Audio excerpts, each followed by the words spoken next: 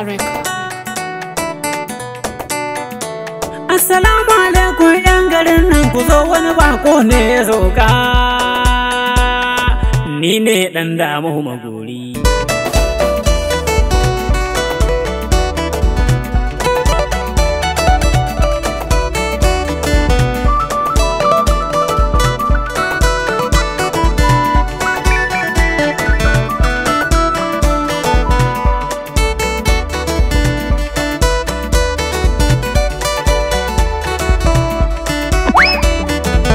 Sauka da magunguna ne abun al'ajabi ba iyaka. Ku zo ku yi kallo kar ku damu, kai kallon more idan ka. Sai ku yi mun ciniki na gaske tunda na sai tuna zo da kaka. Na san dai dawa gyaɗar ku da wake kun kawo su.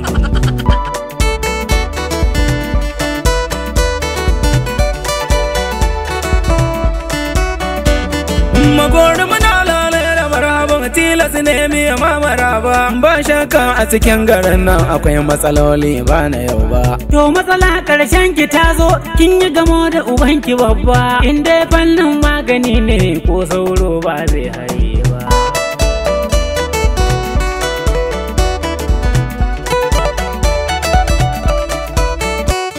Cikin kananun magani na wannan shi ne sanda auta. Dan shi in ka sa gona awa biyu dawa za ta nuna. Wannan in ka bada a kasko sai ka ɗinke buhu da waina. Lalle mun gode Magori irin ku muke nema a yanzu.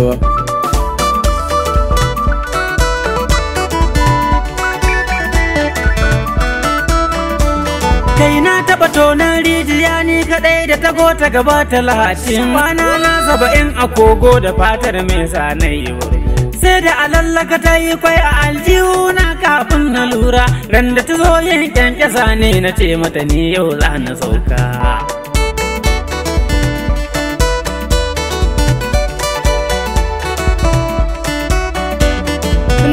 To malam Magori ga sarki can na kiranka. Na san zan yaba kokarinka idan ka sa sa'a har da kyauta.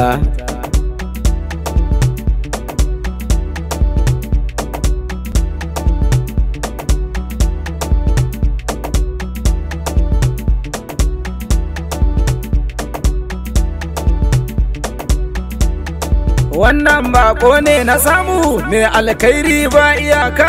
Aini mako ina da matsala to shi kenan tun daga ka. Jiya ma harshen wani ne ya gurde, na je na gyara shi ɗazu. To shi ne na shigo garin nan in taimaki al'ummar ka baba. Wannan irin aiki kake yi akwai matsala ta ba ta yau ba. Zuwan ka garin nan arziki ne ni ne mai riba fa babba. To ni fannin kama kura kwararre ne ni tun a dauri. Shiga rami bai bani tsoro ko ya fi kilomita 30. Akwai wata bauna ma da na kashe to har yanzu ƙahonta na nan. To ni dai malam Magori ina da azurfa ta gado rashin ta guri na ja'iba ce.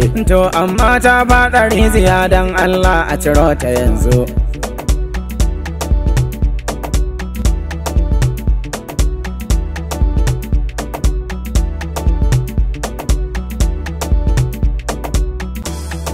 To ai da kun mun bayani tun jiya da na zo a shirye. Rigar sakin ce na manto tana kan rumfata a shanye. In kuma nan zan samu saki na fatar giwa tun na yaƙi. Shiga rami yau babu birki zoben sarki za ya samu. Alhamdulillah inda wannan ne karka damu akwai su sinanan tun na dauri. Wambai ce ɗaki na tarihi duka aka kawo su yanzu. A kawo nan abu zai ya duba sai wanda yake so za ya ɗauka. Subhanallah. Kace me? Alhamdulillah. Alhamdulillah.